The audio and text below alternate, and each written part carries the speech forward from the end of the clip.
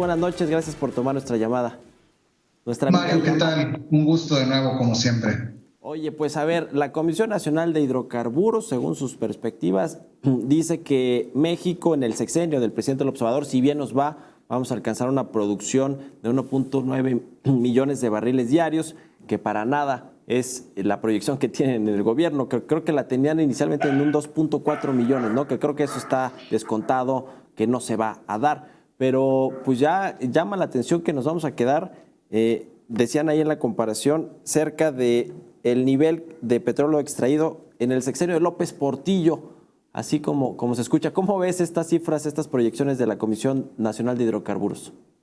Bueno, más los paralelismos a veces son obligados y los hacen finalmente para poder dimensionar de qué es lo que se está hablando.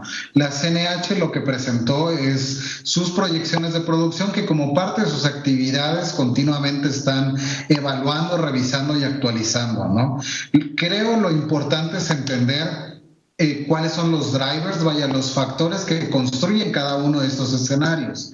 Porque irónicamente, o bueno, por más complejo que suene, el escenario que se habla, como bien mencionas, de entre 2 o hasta 1.9 millones de barriles es lo llamado el escenario alto.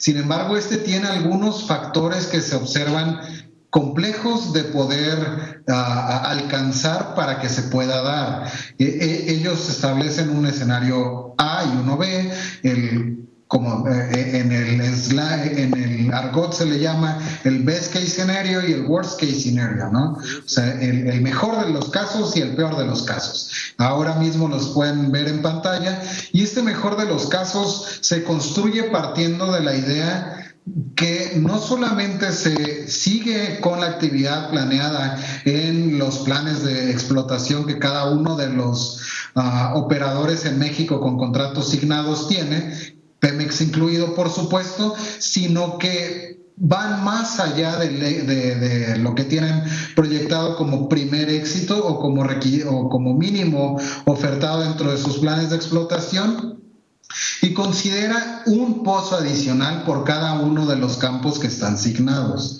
Esto se presta difícil cuando para el caso, por ejemplo, en Pemex de 20 campos prioritarios tenemos de momento 17, ¿no? Eso sin contar el resto de las asignaciones. Es decir, que incluso lograr el 1.9 millones de barriles diarios o llegar a los 2 millones de barriles diarios va a ser complicado con las condiciones actuales. Como bien dice, la Comisión Nacional de Hidrocarburos presenta escenarios, el mejor y el peor escenario, y entre esos obviamente hay algunos que están en el medio, pero ¿tú crees que incluso va a ser difícil que alcance los 1.9? Hoy estamos que en 1.780.000 barriles, una cosa por el estilo, ¿no? Si lo dividimos por el operador Pemex está en alrededor de 1.680. Y en realidad, si hablamos estrictamente de Pemex, no se ha sostenido, digamos, de manera lineal el 1.7, que era una de las primeras metas. Ya si le agregamos lo que sí están produciendo los privados con estas rondas de hidrocarburos, quizá ya nos da ahí cercano al 1.8, ¿no? Millones. Es 1.7, apenas por encima de 1.7. El tema, como bien decías, es partiendo de qué se construyen estos escenarios, ¿no? Si consideramos que es el mínimo esperado, estaríamos por debajo del escenario del mejor de los casos. Si dijéramos, para llegar a ese 1.9, vuelvo, lo que se necesitaría no solamente 100% del cumplimiento de todas las metas puestas en los planes de explotación, sino además pasar, no mucho más allá, pero pasar por un pozo en cada uno de ellos. Sí. Se ve complicado. Ahora, ¿qué están haciendo los otros países productores de petróleo? Que bueno, pues la mayoría están en la OPEP Plus, en los que se han llegado a acuerdos para mantener este recorte a la producción. Recordamos este escenario en el que Rocío Nale tuvo este bochornoso asunto de que no quiso recortar lo que le pedía la OPEP, pero en otros países, ¿cuál es la política energética? Aquí nos queda claro en México que la política del presidente López Obrador es que aumente la plataforma de producción petrolera a como dé lugar, sin importar casi como están los precios en los mercados, si le cuesta mucho dinero a Pemex, si tiene los recursos para hacerlo o no. En fin, ya nos quitaron a Pemex el grado de inversión. Pero ¿qué están haciendo otros países con una condición similar como México en términos de reservas y de herramientas a su alcance para sacar petróleo? Y también, pues en el caso que tenemos de Pemex en particular. Bueno, como bien lo señalas, es circunstancial, ¿no?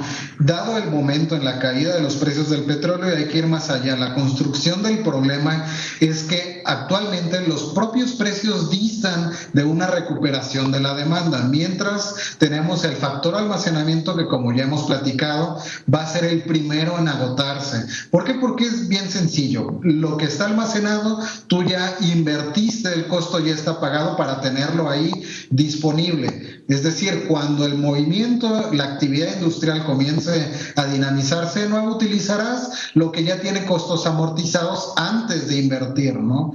Por otro lado, ¿qué está haciendo el resto? Por supuesto, si tú estás considerando que existe un gran volumen de crudo almacenado, no necesitas de momento enfocarte en extraer más, ya hay suficiente. Es por eso que la mayoría de los países de la OPEC lo que han optado es continuar, y algunos, como has registrado siguiendo los medios en que participas, han hecho incluso recortes más profundos de los que se habían proyectado. Lo interesante, lo que habría que analizar del caso México no es el alcanzar o no estas metas de las que estamos hablando. Si me lo preguntas a mí, a alcanzar, y eso personalmente, alcanzar 1.9, 1.6, en realidad no hace gran diferencia de que estuviera México produciendo 1.3, porque el tema es cuáles son las metas que elegimos y cuáles otorgan más valor.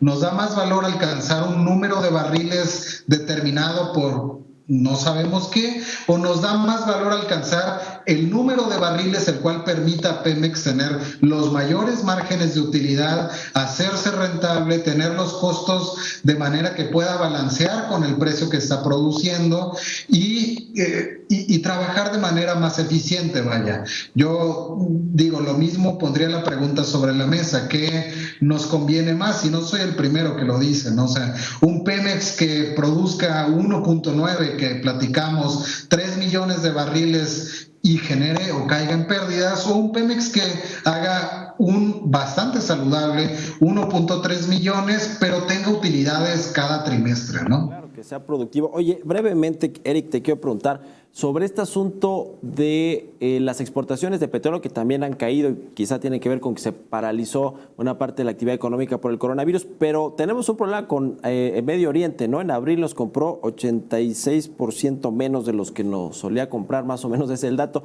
¿Tuvo que ver con esta reunión de la OPEP y lo que hizo Rocionale, o cómo ves tú?